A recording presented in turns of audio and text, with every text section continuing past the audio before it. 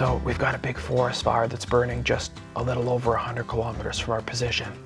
The smoke's been blowing in and out for the last couple of days. Today, this is about as bad as what we've seen.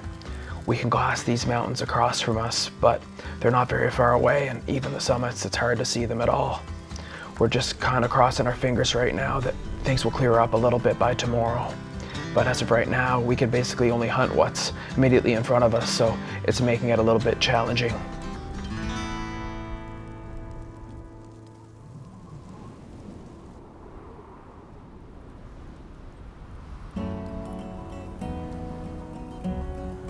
Since the beginning of time, humans have been hunters. Long before cities and smartphones, before concrete and convenience, our ancestors lived close to the land. Hunting wasn't a hobby, it was survival. It shaped our evolution, sharpened our instincts, and connected us to the wild in a way that modern life has all but forgotten. Today, when we step into the woods with a rifle or a bow, we're not just chasing animals. We're chasing something ancient, something that's still in our blood. To hunt is to experience nature on a different level. You don't just see the wilderness, you become a part of it. You learn the language of the forest. You feel the shift in the wind, and you notice the silence that comes when a big animal is near. It's a deeper presence, a slower pace, a total immersion that's hard to describe until you've lived it. We don't hunt for sport. We hunt to connect. To connect with wild places and wild animals, with our food, and with each other. In a world where everything is packaged and processed, hunting brings us back to our roots. It's grocery shopping the old-fashioned way, and there's nothing more honest than filling your freezer with meat that you've harvested yourself. Meat that's clean, organic, and hard-earned. But it's never easy. The weather doesn't care about your plans, and the mountains don't care about how tired you are. Often you can hike for miles and come back empty-handed. Sometimes you fail, but that's part of the adventure. That's what makes the success mean something. It's about pushing through the adversity, the doubt, and the tough days, and doing it all side by side with your buddies. Out here, friendships are forged and challenged and tested by the elements. Why do we hunt? We hunt because it's real, because it grounds us, because in a world that moves too fast, hunting slows us down and brings us back to what matters.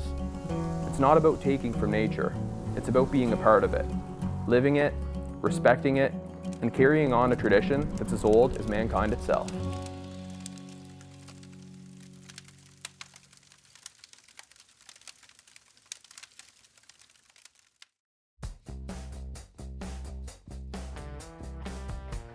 The scenery here is just breathtaking. This is one of the most beautiful areas that I've ever flown into, and what's cool about it is it's also one of the most remote. I think anytime I head out in the Yukon, I always get wowed by how pretty it is. But going into an area like this and knowing that so few other people have also been able to see it, it makes it even more special. After staring at this spot for over a year on the map, to finally have this float plane touch down and to get my boots on the ground for the first time, I just couldn't be more excited about finally heading out into those hills and seeing what we can turn up. The Yukon blows me away every time, and I have a good feeling that this trip's gonna be a special one. So it's just after 9 in the morning. We just got dropped off. It's a beautiful day. There's a little bit of smoke right now, which may end up being a problem for us. The wind's pretty calm, but if that changes, it could impact our visibility a little bit. Right now, we're gonna hike into this ridge in behind me. We're gonna try to get a little bit of a vantage and peek into that mountain block to see what we're working with. Like, there's like another intersection of drainages on the other side of it. That's 7K. We can do that. It's 10:30. Yeah. That might be a good objective. Set up camp around 4 and just work that area. I agree. I like it.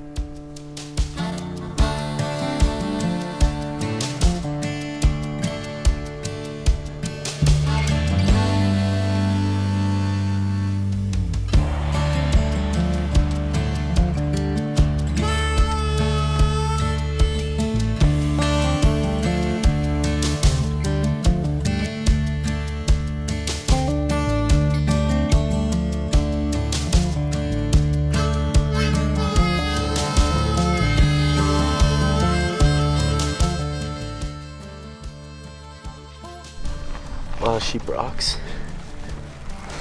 1 cow caribou. Not much else yet, but It's a nice area. You can see, doesn't get much nicer than this. Great day, good weather, mild temps. Smoke's cleared up, so yeah, everything's shaping up.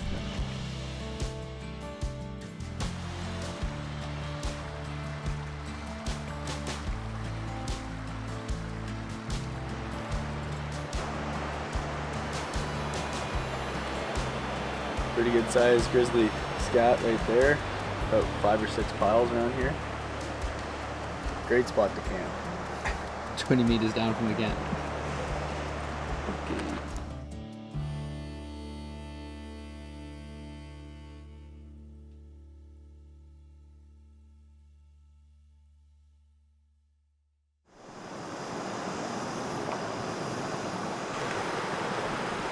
It's day 2. It's about 9 a.m. We just finished up breakfast, did some chores, cleaned up camp, and we're just sitting here chatting about our plan for the day. And I just saw a sheep walking across this ridge right here. It is a ram, but we're not sure if it's legal. We can't see it right now. It's behind a little rocky ridge, so we're just gonna kind of keep eyes on this ridge for now.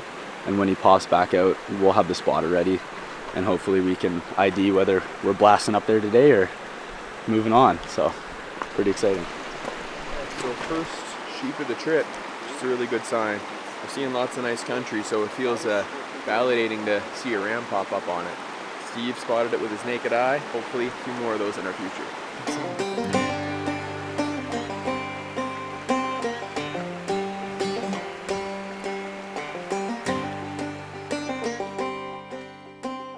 It's just after noon and the smoke is rolled in really thick. You can probably see for about a kilometer before glassing into the mountainside just becomes kind of washed out. So it's making visibility a real challenge, and we're just kind of forced to keep picking up and moving as we go, and hoping that new areas bring new vantages and hopefully some new animals. So that's the game plan. We're just going to stick to it for now.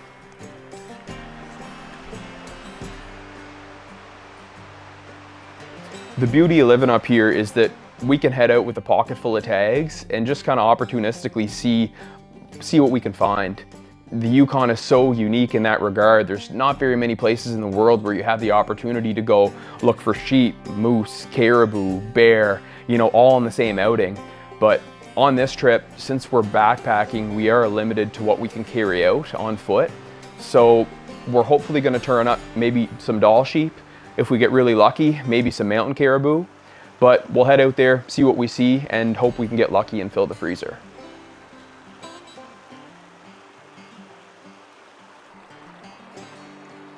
We just hiked up the creek to this little vantage here. It's a real nice little spot, and we kind of have panoramic mountain view, so I think we're going to make it home for the night. Going to glass for a little bit, settle in, and shortly we'll set up the tents and cook some supper. Smoke's really been kicking up all day. We got pretty lucky yesterday with it and had a really good viz, but as you can see all around in the valley right now, it's just kind of continuously getting worse. It's going to be a bit of a problem as far as spotting wildlife goes, but as long as those fires don't get too close to us, we'll just continue to move and glass what's right in front of us.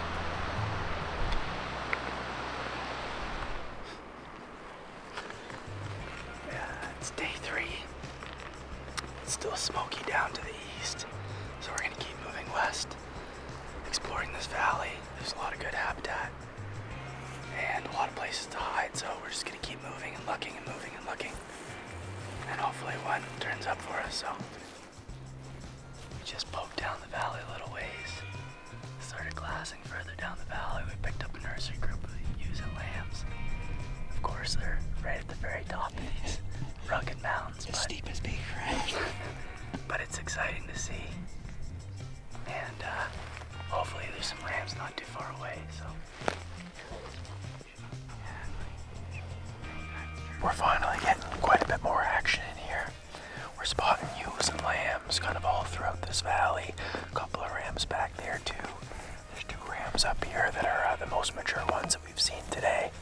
We moved in to get a little bit of a closer look, but they look to be about the same size as that ram we spotted the other day, so not full grown, not legal to harvest.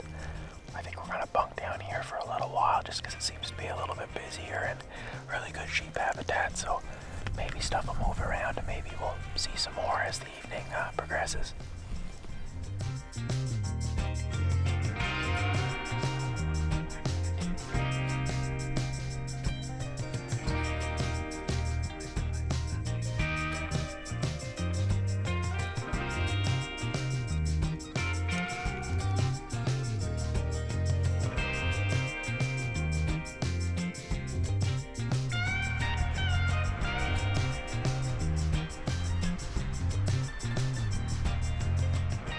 I think if it's smoky back there, I'm inclined to head back to that river valley, yeah. The beauty of that is then we still camp with that sick vantage where we saw grizzlies, sheep, and caribou.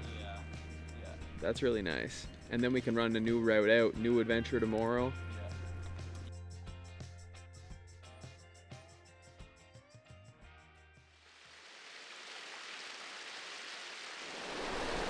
It's day 4. We decided to pick up camp and move partially back the way we came in. Right now we're at the confluence of 2 drainages that are both quite significant in size, and we're going to go south along this drainage to another river that flows east to west and opens up sort of like the next corridor over of mountain ranges and the other side of this mountain range that we were just hunting the last few days. Seems like we've moved into some pretty heavy smoke down here. Hopes are still pretty high. And yeah, we're just going to continue to poke around and explore and just going to keep hunting hard and hopefully something pops up.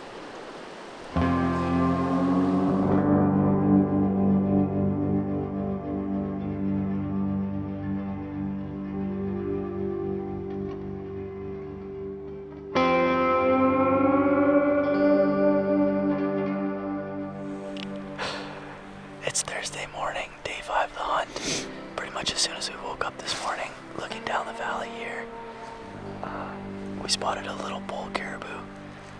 It's really smoky. It's some of the smokiest conditions that we've had so far. But we are seeing animals in this immediate vicinity, so that's a good sign. We spotted a ram yesterday just up the mountain here. We spotted a few cow caribou and then a big bull caribou yesterday evening, which was really nice to see up across the valley. So we're gonna work this area for a few more hours and then pick up and move to a new major drainage and start to make our way back to our extraction point and just hunt along the way. There's a really nice valley straight across.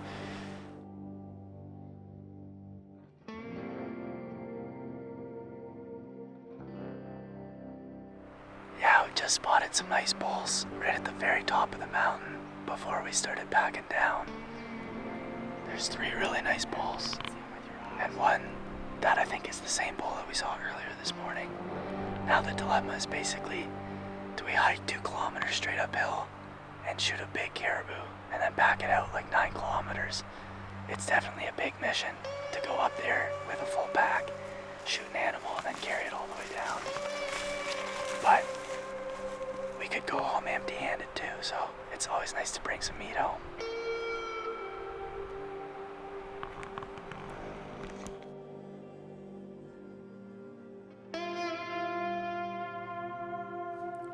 We're looking up at this group of caribou on the summit, and right now we're just trying to figure out whether we should go after one or if we should go after that second mature bull that we're seeing.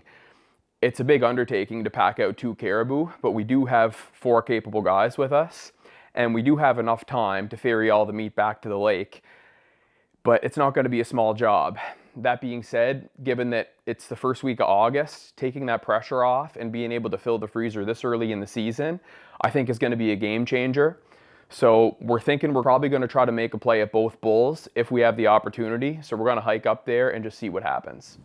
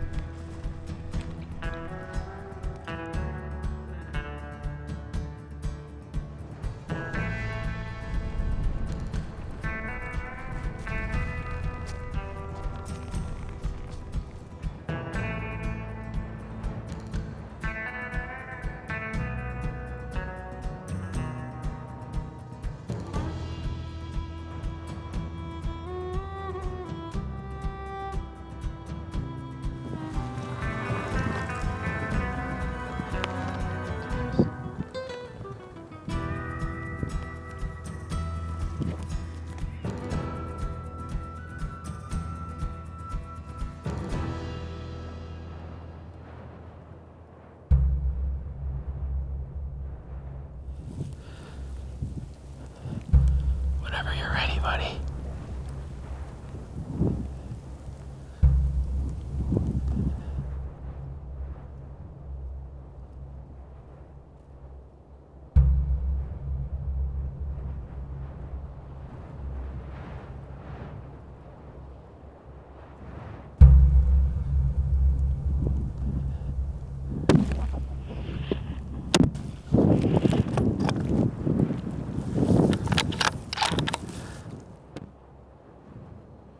I definitely feel mixed emotions anytime I walk up on a downed animal.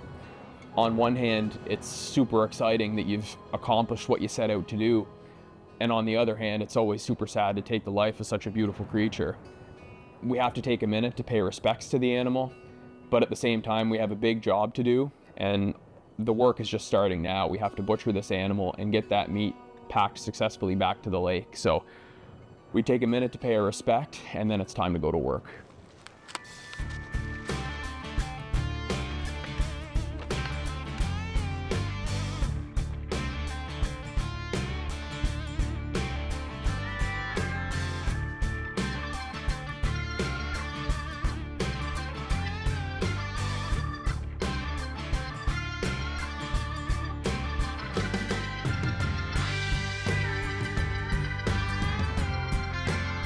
Sitting up here on this mountain, looking around, we're literally and figuratively on top of the world.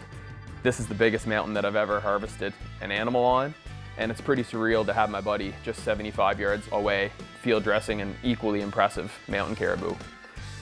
It's, you know, it's a big job to field dress an animal, especially in this steep terrain, but we're doing our best to really soak up the moment and just appreciate being here with our friends in such a beautiful place.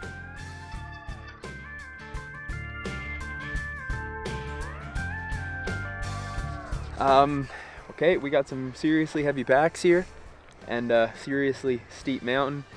Fog is right on cue, so now we're not going to be able to see anything. We have a line picked out, Steve figured out for us, down this ridge, straight to the water. A couple kilometers, we're going to try to make the river tonight. Once we're there, we're going to feel a lot better, but it's just time to get off this mountain. This is for sure going to be one of the hardest packouts I've ever done. Rory and I are talking, and we decide we're going to try to take a full caribou off the mountain in one shot with our full 7 days of camp on our back. And as soon as I put that pack on my back, it's almost impossible to stand up. So we do our best to get down the mountain with this full caribou, but after maybe 700 yards, we feel like our knees are ready to go. So we have to lighten the load up a little bit.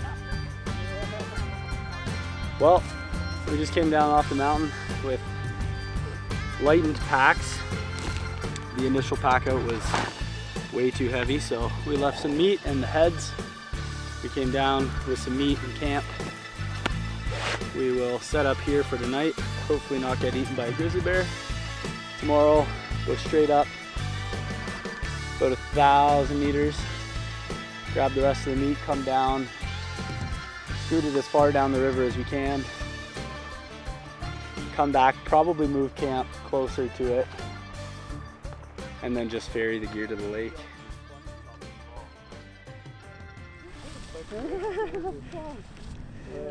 Air exposure before we pack them up.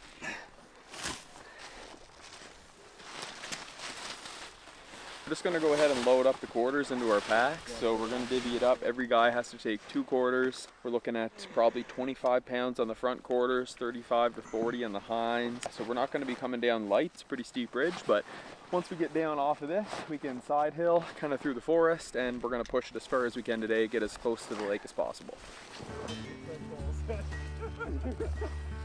You guys coming?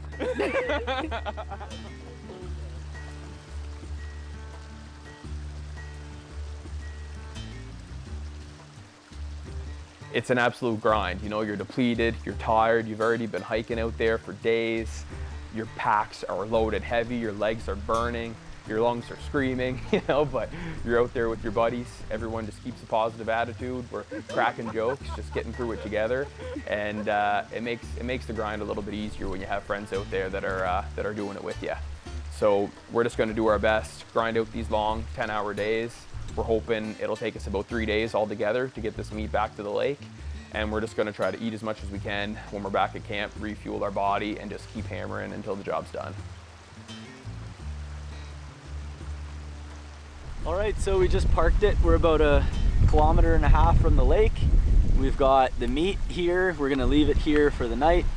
All of our camping gear is about 7.5 km back down this river, so we're gonna boot it back down there. Sleep there tonight, pack up camp, head out first thing in the morning. Hopefully get here sort of early afternoon. We should be able to travel lighter, and then yeah, we'll bring our camp gear up to the lake, come back, get all the meat and the hide or the heads, and fly it up over this little drainage, and then we're pretty much home free. So the end is near. Definitely a huge day, but it's paying off, so just about there.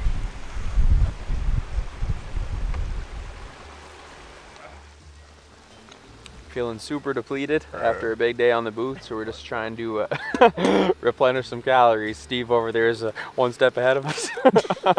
But yeah, we're getting some big eats into us now. Then we're gonna hit the hay, try to get 7 or 8 hours, and just kind of get back at it tomorrow morning.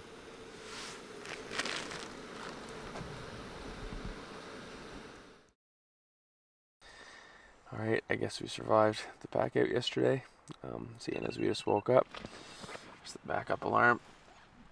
We just gotta pack up our camp now, head all the way back to the lake, then grab the meat that we have stashed at the creek there for one last big push uphill. So I think it'll be a bit of an easier day than yesterday, but we still have a lot of kilometers to cover, so it's time to get her going.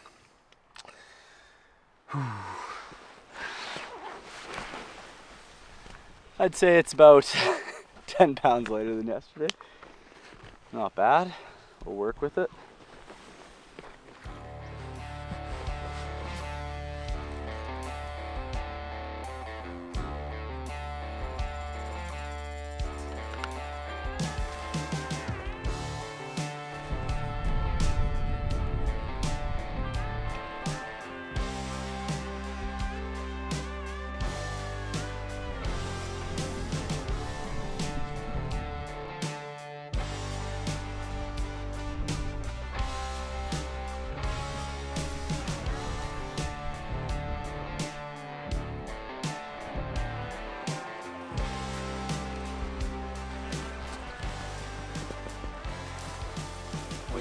Finally made it to the river crossing, which is 2 kilometers away from the lake.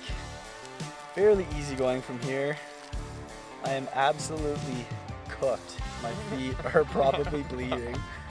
But yeah, we just got a river crossing here, punch up this little gully. 1.5 kilometers to the lake, pretty easy grassy tundra walk. And then we'll come back for the bone-in quarters and the heads. And then it's game over. So yeah, it's starting to feel pretty real now. It's definitely been a huge mission, and we're feeling it. I think we're all feeling it, but we're just gonna take a little break and then keep going. So almost there.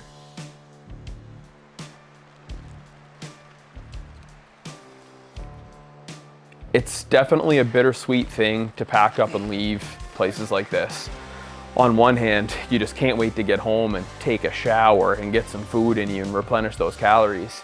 But on the other hand, you're leaving one of the most beautiful places that you've ever seen in your life.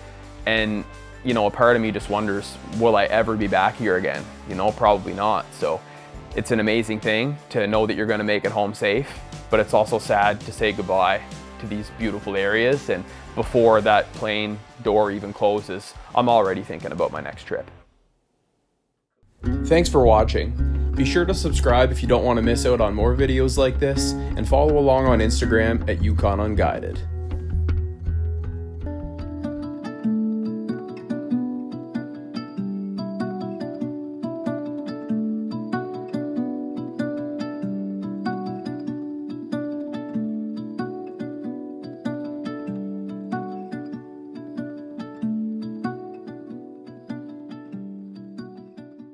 I'm absolutely buggered.